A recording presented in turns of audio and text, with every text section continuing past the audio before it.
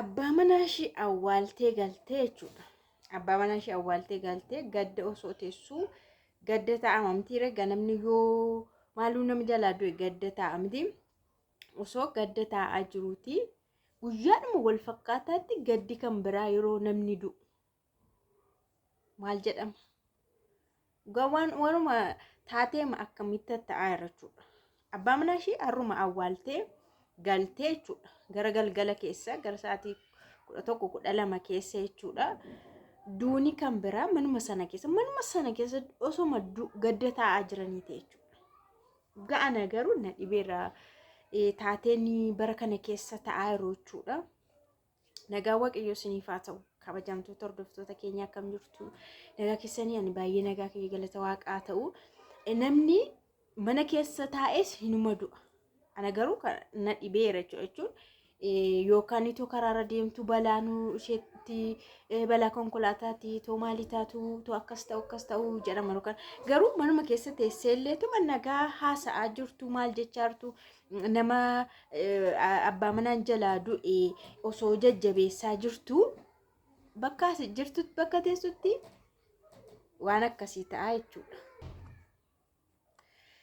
Taateen kun asuma magaalaa Finfinnee keessaa bakka Shogolee jedhamu jechuudha. Bakka sanatti kan inni ta'e.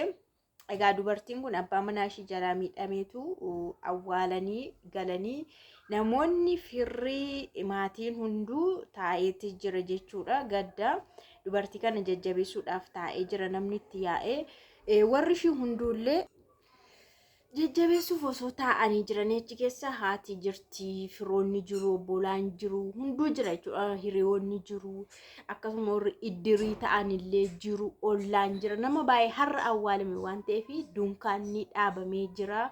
Karaa gubbaadha jechuudha. Aspaaltii daandii konkolaataadha. Daandii konkolaataarraan gara daarii ta'eeti. Daandii konkolaataadha. Beektu bakka tokko tokkotti mandaroonni jiru jechuudha.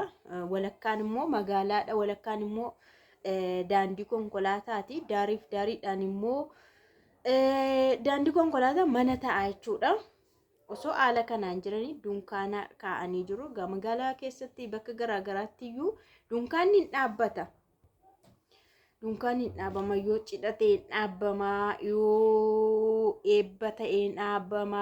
Akkanuma waan garaagaraaf iyyuu dunkaana hin dhaabuu daandiirra garuu xiqqoo akkana butanii akka konkolaataan yeroo darbullee suuta jedhee darbuufifaa waan tokko dhagaafaa milikkitoota garaagaraa hin kaa'achuudha bakka sanatti suutuma jedhee akka darbuufi. Amma osoo haala kanaan jiru baasiin hin dhufachuudha.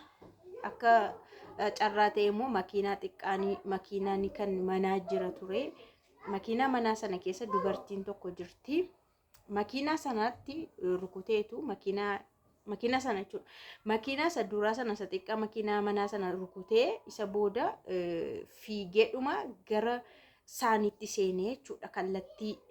Kallattiin harkaa badee kallattii gadhiisee namoota du'a taa'aa jiranitti dunkaanuma keessan akkanumatti dunkaana jiiskeetti seenaa jechuudha. Baay'ee nama ajaa'iba.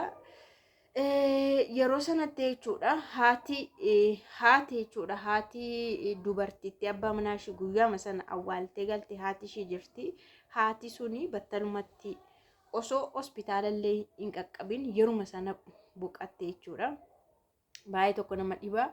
Namni abbaa manaa isaa awwaalee garaagarummaa sa'aatii keessatti immoo haatitti dabalamte jechuudha.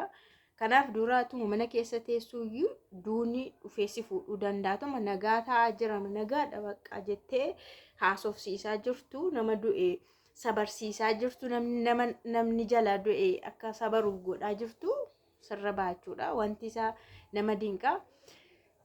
Itti dabalee namoonni kan biraallee jechuudha. Kanuma iddoo sana keessa jiranii fira ta'uu danda'u, ollaa ta'uu danda'u, iddirii ta'uu danda'u, hiriyaa ta'uu danda'u. Haadha faana nama sadii haadha faana jechuudha. Nama sadii yeroo sana battaluma sanatti boqotan jechuudha. Namoonni gara 16 ol ta'an immoo balaa jabaatu isaanirra ga'e jechuudha. Hospitaalatti yeroo sana gara hospitaalatti fudhataman jechuudha. baay'ee nama dhiba. Taateen tokko dhugaa waaqaa jechuudha. Dubartittiin sun illee kan abbaa manaa ni irraa boqatee fi kan haati yeroo sana boqatte illee isheen illee baay'ee haala hamaa keessa jirti. Beekamu namootni amma balaa hamaan isaanirra qaqqabeessi haga ammaatti gana yaalirra jiru waan ta'eef dhugaa garatti isaan deebi'amna gana hin murtoofne walumaa galatti baay'ee tokko nama gaddisiisa. Taateen akka kana dhugaa waaqa gadda irratti gaddi namaa dabalama jechuudha yeroo tokko kanadha. Inni kan biraa waan kan biraan isinitti himaa, inni kun biyya keessadha. Inni kan garuu isiniin isin ilaallate jechuudha. Shamarran biyya Arabaa ilaallate jechuudha. Inni kan biraa garuu waluma faana isinitti himaa. Maaliif mucattiin kunis du'uu barbaadee dhabee waan jetteefini kana faana kaasuu barbaade waan ishee baay'ee tokko nama gaddisiisa jechuudha. Obboleettiin kun biyyoota Arabaa biyyoota garaagaraa hojjetteetti jechuudha. Biyyoota lamaa ol hojjetteetti. Biyyoota lamaa olidha kan isheen hojjette biyya Arabaa. Garuu dhuma gubbaatti jechuudha. Isa dhuma gubbaatti nama tokko kan duraan beektu yeroo biyya isa tokko hojjette biyyoota isaa adda baasuu baadhee fi adda baasee isinitti ni mo'achuu barbaadeni biyya isa dura hojjettee yeroo galtu nama kana faana wal beekti. Nama kana faana wal beekti.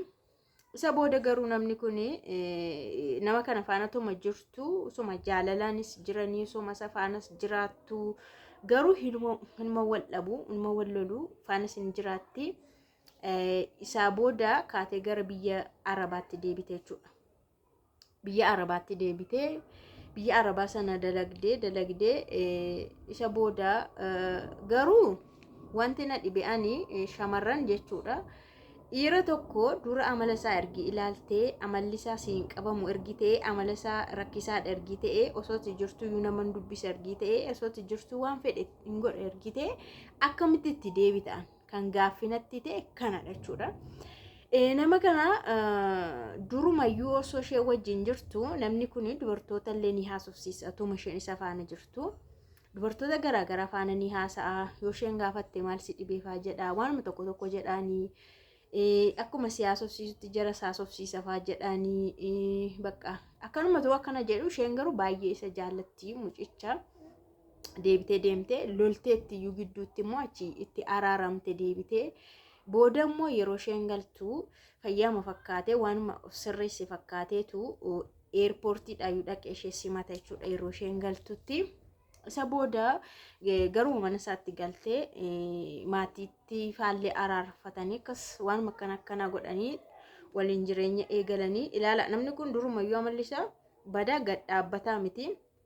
Amala walawwaltuu wayiiti kan inni qabu. Nama kanatuma duraan beektu tuman beekuun itti gale jettee tuma beektu na sirreessa jedheen itti galee sirreessuufan itti galee akka inni dhaabbatu akka inni mana isaa jedhu akka inni mana koo jedhu jedhee tananii haradheematti galee kan jedhudha yaadni ishee. Garuu namni kun ishee faana yeroodhaaf jiraatee mana faa bittee qabdi waan akkasii kana irraa hirmaachuuf ta'een beekuunoo ammallee irraa hirmaachuuf jira. Qabeenya ishii harkaa fixuuf natti fakkaata kan inni tole jedhee gara ofiisaatti iyyuu sassaabee natti fakkaata jechuun tilmaamaanii. Boodarras wanti ta'aa jiru kanadha waan ta'eef amma kanas wanti ta'aa jiru kanadha. Mucaan kun biyya Arabaatii dhuftee isuma biratti kan isheen galte maatii araarfatanii jiraachuu eegalanii garuu nagaa tokkoon kennuuf boqonnaa kennuufi baay'ee tokko bakka akkuma isheen iddoo dhaqxu dhabdee isa bira dhaqxe akkuma isheen bakka rakkattee isa bira dhaqxeetti kan inni kis godhee ishee salphisu ishee rakkisu ishee hin dhaggeeffatu hin dhaga'u ishee hin kabajusii humaa tokko jechuudha. Akkuma qodaa wayiitti mana keessa kaa'etti fayyadama. Booda osoma akkas jettu baay'ee tokko bakka rakkattee jennaan innis sirraa'uu dinnaan innis ol galuu dinnaan wal loluu eegalanii osoma adeemsa kana keessa jirru garaatti hin baatte jechuudha. Garaatti baattee booda mana sana keessatti gatee deema. Mana kireeffatanii jiraatan keessatti kan inni gatee deemu ofii hojii qaba garuu hojii sirriitti qaba. Manichuma keessatti ishee dhiisee deeme jechuudha waanuma mana sana keessa jiru faana. dhiisee hin deeme ofiisaa jechuudha. Maal gootire yeroo muraasa ji'a muraasa qofaa teessee booda dadhabnaan achumatti meeshaas achumatti gattee gara warra ishiitti galte jechuudha. Baay'ee fagoo waan ta'eef warri ishii fi iddoo isheen jiraattu inni jiraatu fagoodha. Kanaaf dhiistee gara maatii ishiitti galte jechuudha. Booda qabeenyota jiran sanayyuu makaraa kissii meeqaanii mana murtii dhaabbatteetu qixxeema akka hirmaatamuuf jechuudha. Harka duwwaa gashuuf ture inni mana qabu, mana bitanii qabu, ittiin galle garuu mana qabu.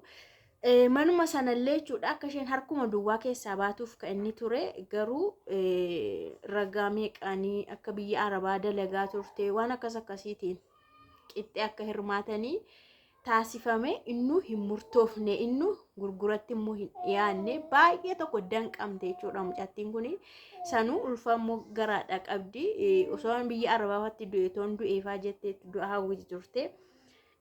Jalqabuma ilaal jalqabuma balleessaa qabdi. Jalqabuma ani isatti murteessu dhugaa waaqa sirriitti natti himteetti waan ta'eef seenaa kana jalqabaa madhumaa natti himteetti waan ta'eef namni immoo waan dhageerraa ka'e murteessuu danda'a jechuudha. Jalqabuma dhiirri suni osoo ati jirtu kan biraa hin asubsiisa taanaan osoo ati jirtu waan tokko godha taanaan gaafatti immoo tolee isarra darbitee dhaqxee mana isaatti galtisa waan jiraachuu eegaltu si hin kabaju taanaan siif bakka hin qabu taanaan si tuffata taanaan fagoo faana deemuun hin barbaachisu jechuudha.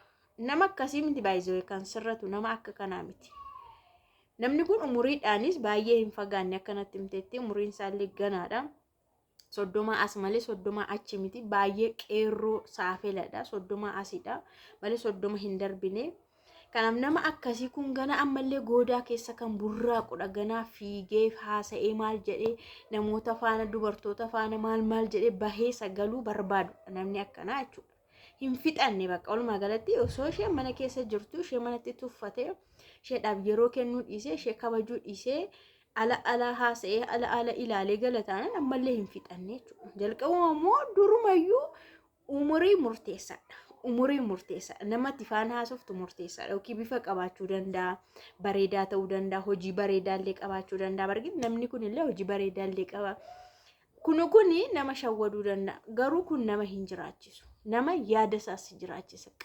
Baay'inaanu qabeenya miti yaada isaa fi kabaja inni sii qabu, jaalala inni sii qabutu isa faana isa tursiisa. Osoo namni kun hin jaallatatee hin kabajatee mucaan kun garaatti ulfa baattee ganaa deemtee baadiyyaatti hin galtu. Dhugaa waaqa baadiyyaatti hin galtu jechuudha. Amma haala amma baay'ee rakkoo keessa jirti. Kanaaf shamarran keenya nama tokkorraa baradha. Nama tokkorraa barumsa isiniif haa ta'u. Waanuma dhiira ta'eef, waanuma ofii keessan filattaniif, waanuma ofii keessan jaallataniif deemtanitti hin galina. Waan sirreessitan tokko hin qabdan. Mucaan kun amma jecha ishii yaada ishii keessatti sirreessuu danda'a jedheen ture. Akka inni manatti galu akka inni sassaabamu durallee dura akkanumatti hiriyummaadhumaan wal arginee wal faana turra malee hamma kana miti. Garuu amma yeroo heeruma jedhee maatiis barsiisee waan hundumaa godhu manatti gala na kabajaa jetteetu yaada akkanaati. Garuu inni dhimma tokko isheedhaa hin qabaanne jechuudha. Kanaaf amma argitaniire jireenya baay'ee rakkoo keessa jirti jechuudha. Haala akkasiitiin mucaa deemanii warra ofii irratti dahanii ofiif rakkatanii haamileedhaafis tuqamanii baay'ee tokko rakkisaadha jechuudha. Kanaafuu nama faana haasoftaniif nama dhaqxanii teerumtan nama dhaqxanii faana jiraachuudhaaf murteeffatan sirriitti adda baafachuu qabdu. Keessattuu bara kana keessa adda baafachuu qabdu sirriitti dhugaa waaqa. Of rakkisuu hin qabdan. Biyya Arabaattis of rakkistanii rakkattanii asis dhuftanii boqonnaa dhabuu hin qabdan. Sanuu maatiin immoo baay'ee tokko sin jibba jechuudha. Sin hin danda'u maatiin haala kanaan. Maatiin bara kana keessa akkana nama faana simatu hin jiru jechuudha. Duruu maatiin gadi baasanii nama darbatu nama jibbuufaati amma immoo isaa ol malee isaa gadi miti jechuudha. Kanaaf amma karaa maatiillee akkatti haamileen ishii tuqamaa jiru baay'eedha jechuudha. Dura ofii kee dhaqxeetti galtee ofii kee nu bira dhiistee boqonnaa dhabdee isa filattee itoon ilaallatiin itoo waan hundumaa qabeenya keen sirreeffatiin dhaqxee jedhanii isaanillee qilleensarra kaa'u jechuudha. Argitanii nama ulfa ta'ee jiru boqonnaa dhabee jechuudha. Kanaafuu adda baafadhaa isiniin jedhaan kun akka irraa barattanii fi nagaatti.